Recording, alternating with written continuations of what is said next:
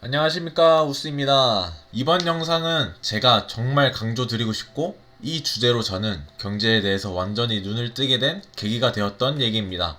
바로 노후 대비 그리고 투자인데요. 여러분들은 노후에 얼마를 월 평균적으로 쓰실 것 같습니까?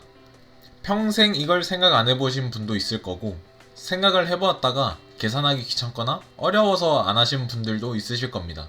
하지만 제 영상을 보고 계신 분들은 제가 감히 말씀드리지만 아직 늦지 않았다고 말씀드리고 싶고, 지금이라도 준비하시면 차후에 본인이 평생 일을 하고 계실 것 같진 않습니다. 이번 영상도 여러분들에게 큰 도움이 될 수 있도록 준비 많이 해왔으니 꼭 끝까지 영상 시청해주시면 감사하겠습니다.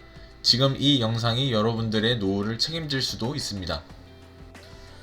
제가 조사한 바로는 대한민국 월 평균 급여액은 2010년도부터 2023년도까지 187만원에서 281만원으로 상승했습니다. 이걸 연 평균으로 계산하면 약 2.48%입니다. 그럼 여러분들의 연봉은 약 2.48%씩 증가하고 있다는 말이죠. 그러면 물가, 즉 인플레이션은 얼마나 올랐을까요? 인플레이션은 경제와 시대 그리고 산업에 따라 많은 영향을 주기 때문에 연마다 좀 들쑥날쑥하긴 합니다. 그래서 월 급여액과 동일한 기간인 2010년도부터 2023년도까지 계산을 했을 때 대한민국은 연평균 1.68% 상승했습니다. 이 말은 여러분들이 돈을 가만히 놔두었다면 사실상 월 급여액인 2.48%에서 인플레이션 연 평균 1.68%를 빼면 실질적으로 여러분들의 월 급여액 상승률은 고작 0.8%밖에 안 되는 겁니다. 그래서 우리는 저축을 해야 하고 그 저축한 돈으로 돈이 돈을 부르는 금융활동을 꼭 해야 하는 것입니다. 또 제가 조사한 게 있는데요. 지금 정년퇴직이 영상 업로드일 기준으로 기간마다 다르지만 60세에서 65세로 지정되어 있습니다. 그렇다면 지금 이 정년퇴직이란 것은 시간에 따라서 얼마나 늘어나는가를 제가 조사했을 때 정년퇴직은 1980년도부터 2020년도까지 만 55세였고 2020년도부터 만 60세로 상향됐습니다. 이 말은 40년은 있어야 5세 정도 늘어난다는 건데, 그럼 저희가 은퇴할 때쯤은 65세에서 70세로 예상할 수 있겠죠. 2050년에는 대한민국 예상 평균 수명이 90세로 추정하고 있습니다. 그렇다면 저희들의 평균 수명은 100세까지도 갈 수 있다는 말이 됩니다. 여러분들은 정년퇴직 70세에 하시고 30년 동안 또 일을 하실 겁니까? 아니면 30년 동안 쉬실 겁니까? 아니면 경제적 자유를 더 일찍 취해서 이르면 50세 경제적으로 완전한 자유의 몸을 취하실 겁니까? 이게 제가 경제에 대해서 완전히 눈을 뜨게 된 계기입니다. 자, 그렇다면 저희는 얼마를 모아야 이 경제적으로 궁핍받지 않고 적당한 행복을 누릴 수 있나를 궁금해 하실 겁니다. 그래서 제가 조사해 왔는데 2010년도부터 2023년도까지 2인 가구의 월 평균 소비 지출은 222만원에서 277만원까지 늘어났습니다. 그럼 이걸 연 평균으로 계산해 보면 약 1.63%씩 매년 증가한 겁니다.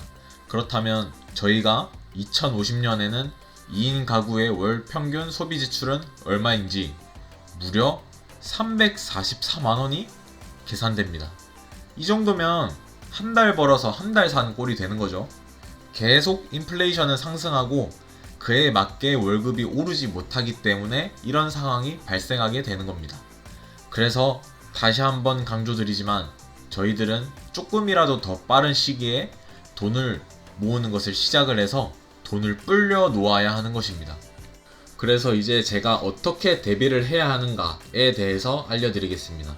먼저 제 영상을 보신 분들이라면 혹은 아직 못 보신 분들이 계신다면 지금 우측 상단에 제가 이 영상을 보시기 전에 보시면 좋을 영상들을 추천해드리니 한 번씩 보시면 많은 도움이 되실 겁니다.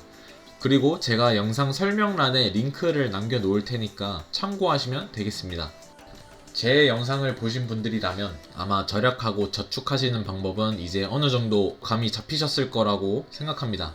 다시 한 번 더 알려드리면 제가 중요하게 생각하는 포인트는 절약하고 저축하는 건데 통장을 나눠서 목적에 맞게 사용하고 돈과 자본이 어떻게 굴러가고 형성되는지 이 근본적인 원리를 이해하게 되시면 훨씬 진행 속도가 빠르게 진행되실 겁니다. 이제부터 노후를 대비하는 방법을 설명드리겠습니다.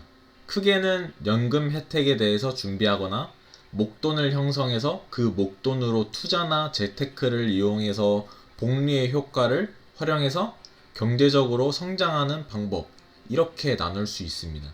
제가 좀 조사를 하거나 직접 본 것들을 알려드리면 최근에 10대에서 20대 분들이 투자에 대해서 굉장히 관심이 많고 실제로 투자 시장에 참여하신 분들이 많이 증가한 것을 체감하고 있는데, 근데 그분들을 보면 제가 알려드리고 싶은 건 많지만 투자는 개인 성향이 굉장히 중요하기 때문에 제가 옳고 그름을 판단할 수가 없어요.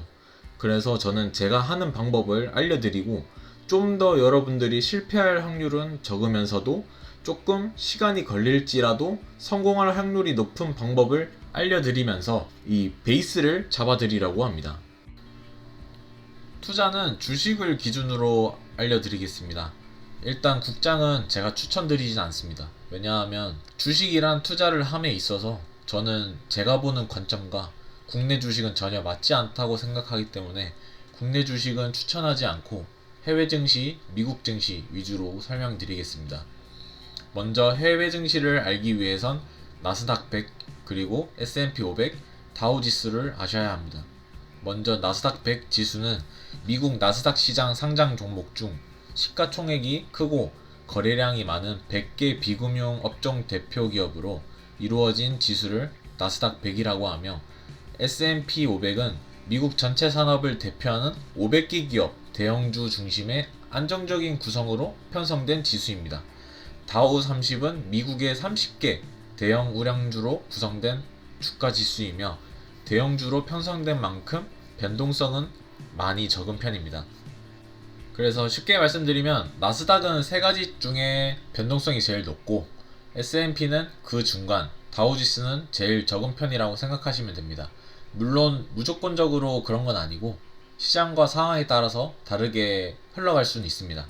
이 세 가지 지수는 미국을 대표하는 세 가지 지수라고 불리며 실제로 각각 다른 기관에서 관리를 하고 있습니다. 그래서 저희 같은 일반 투자자들이 종목을 선정해서 개인 종목을 투자하는 것보다 전문 투자자들이 전문 기관에서 종목을 계속 업데이트하기 때문에 저희에게 안정적인 수익률을 안겨다 줄 확률이 높습니다. 그래서 초보자분들이 많이 선택하고 투자의 대가 워렌 버핏이 S&P 500을 사랑하는 이유입니다. 생각해보시면 매번 종목을 사고 팔고 신경 써야 하는 것보다 이렇게 전문 기관에서 알아서 관리를 해주니까 얼마나 편하겠어요.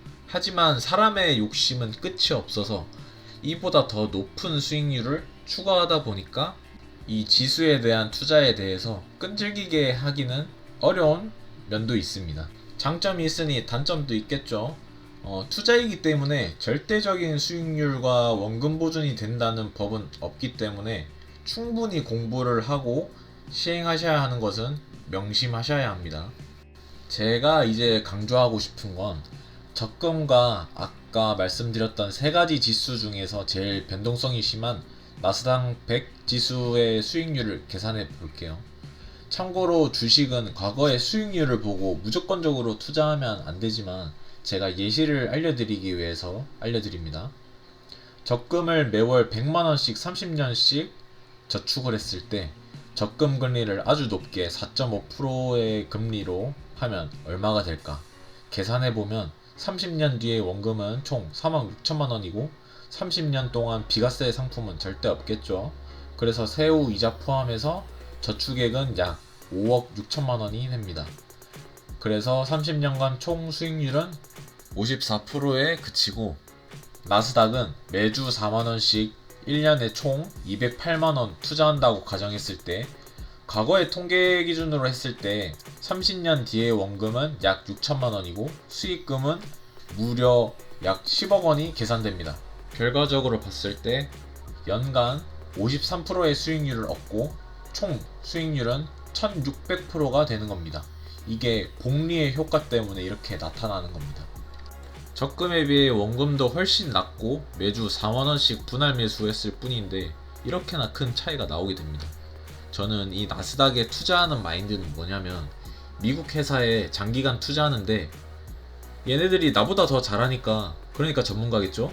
그리고 주식시장에선 역사가 필히 반복된다는 법칙은 없지만 몇십 년 동안 이렇게 안정적인 수익률을 보면 투자해볼만 하다라는 생각을 가지고 저도 나스닥 ETF에 투자를 하고 있습니다. 투자가 안정적이고 고정적인 수익률이 나왔다면 아마 이 세상에는 모든 사람들이 부자가 되었겠죠. 그래서 최대한 내가 이길 확률이 높으면서 안정적인 곳을 조사하고 투자해야 합니다. 이제 투자를 알아봤으니 연금에 대해서 알아볼게요. 연금은 솔직히 제가 막 좋아하진 않는데 그래도 이런 방법은 있다라는 거는 알려드리기 위해서 간단하게 설명드리겠습니다. 연금은 세 가지 종류로 나뉩니다. 국민연금, 퇴직연금, 개인연금 이렇게 나뉩니다. 국민연금은 정말 기초생활이 가능하게끔 정부에서 마련한 제도고요. 나라에서 본인의 소득의 일정 비율을 세금으로 떼어가기 때문에 어쩔 수 없는 제도입니다. 퇴직연금은 근로자가 퇴직하고 퇴직금을 연금 형태로 지급하는 제도인데, 퇴직연금은 이제 옛날에 저희 아버지 세대 분들이 퇴직하면 퇴직금 가지고 투자를 하거나 사업을 시작해놓고 망하시는 분들이 많이 계셔서 그런 부도를 방지하기 위해서 퇴직금보단 퇴직금을 연금으로 지급하는 게 낫겠다 싶어서 만든 제도입니다. 개인연금은 개인이 자발적으로 가입하는 사적 연금 제도고요. 은행이나 보험사, 증권사에서 다양하게 금융상품을 판매하는데 그걸 개인이 선택해서 결정하는 겁니다. 그래서 흔히 들어보셨을 IRP 계좌, ISA 계좌 이런 것들이 개인연금이에요. 개인연금은 말 그대로 개인이 연금 규모에 대해서 나는 좀 더 확보해 놓고 싶어 이러신 분들이 사용하는 제도인데, 제가 개인연금을 싫어하는데 제가 그 이유를 좀 자세히 설명드릴게요. IRP 계좌를 기준으로 설명드리면, 장점과 단점을 설명드리면, 장점으로는 세액공제 혜택을 많이 주는 거랑 특정 종목에 대해서 투자했을 때 발생한 수익률에 대해서 면세를 해주는 건데, 물론 만기가 됐을 때 가정입니다. 그에 반해서 단점이 너무 심해요. 먼저 중도 해지를 사실상 못한다고 보시면 됩니다. 중도 해지를 할 수 있는 조건이 있는데 그게 벽이 너무 높기 때문에 많은 제한사항이 있어요. 만약에 중도 해지하게 되면 16.5%의 소득세가 부과되고 이때까지 받았던 세액공제 금액을 그대로 다 뱉어야 됩니다. 여러분들이 저축을 해놓고 내가 종목을 잘 선택해서 수익을 만들어 놓았는데 급전이 필요하게 됐어요. 근데 여러분들이 퇴직할 때까지 어떤 이슈가 발생하지 않을 거라는 그런 법은 없죠. 그래서 급전이 필요한데 내 돈을 내가 빼겠다는데 그에 대한 대가가 너무 세게 온다는 거죠. 근데 본인이 이 역경과 온갖 고생을 다 이겨내고 퇴직연금을 받는 시기가 오잖아요. 그래서 65세에서 만기가 됐는데 여기서 중요한 건 또 연금 소득세라는 걸 부과해요. 나이에 따라서 연금의 최대 5.5%에서 최소 3.3%를 매달 무려 매달 부과해야 해요. 그리고 연간 수령액이 1,500만원, 한 달에 125만원을 초과하게 되면 최소 6%, 최대 무려 45%에 해당되는 세금을 납부해야 됩니다. 그렇기 때문에 연간 수령액이 1,500만원이 넘지 않도록 잘 조절해야 하는데, 그럼 이게 무슨 의미가 있나요? 내가 30년 동안 투자를 잘 해놓고 복리 효과로 엄청 크게 잘 불어 넣었는데 그대로 받지도 못하고, 이건 너무 아니다 이거죠. 그래서 결론적으로는 지금 제가 하는 말 잘 들으셔야 돼요. 세액공제와 연금이라는 단어에 혹해서 섣불리 하기보다는 IRP를 통한 ETF 투자나 연금 소득세, 그리고 만기까지 약 30년 동안 절대 해지를 안 할 자신이 있는지, 저는 솔직히 소액을 넣을 거 아니라면 만기를 하시는 분들이 정말 소수일 거라고 생각합니다. 그래서 자기가 절대 해지를 안 할 자신이 있는지 꼭 고민하고 또 고민해서 결정하시면 좋겠습니다. 제 주변에 세액공제 혜택 때문에 멋모르고 신청했다가 그 돈 빼지도 못하고 그냥 30년 동안 묶인 돈으로 사시는 분 몇 분 봤습니다. 저 같으면은 그냥 개인 계좌로 투자해서 복리 효과 톡톡히 받으면서 개인의 계좌가 좀 더 자유로운 형태로 있는 게 저는 그게 더 훨씬 유연성이 좋고 훨씬 더 좋다고 생각합니다. 연금 설명은 충분히 제 의사가 전달됐을 거라고 생각하고 이쯤에서 설명을 마무리하겠습니다. 이번 영상을 통해서 이 영상을 시청하신 분들도 좋은 영향력을 받아서 미래의 나를 위해서 먼저 대비할 수 있는 계기가 마련되었으면 좋겠습니다. 제가 이제껏 말씀드린 건 여러분들이 노후를 대비할 수 있는 방법 중 일부분입니다. 앞에서 말씀드렸던 것처럼 제가 생각했을 때 안전하고 성공 확률이 높은 방법을 알려드렸고, 무엇보다도 중요한 건 이 근본적인 문제와 원리를 얼마나 깨닫느냐가 중요한 것 같습니다. 그래서 여러분들도 더 많이 공부해서 경제적 자유를 얻기 위해 조금이라도 더 빨리 시작하거나 이미 준비하고 계신 분이 있다면 다시 한번 본인의 계획에 대해서 점검하고 보충하는 시간이 되셨으면 좋겠습니다. 이번 영상은 여기서 마치도록 하고 계속해서 제가 유익한 영상 많이 올리도록 할 테니까 구독과 좋아요 부탁드립니다. 이번 영상 마치도록 하겠습니다. 감사합니다.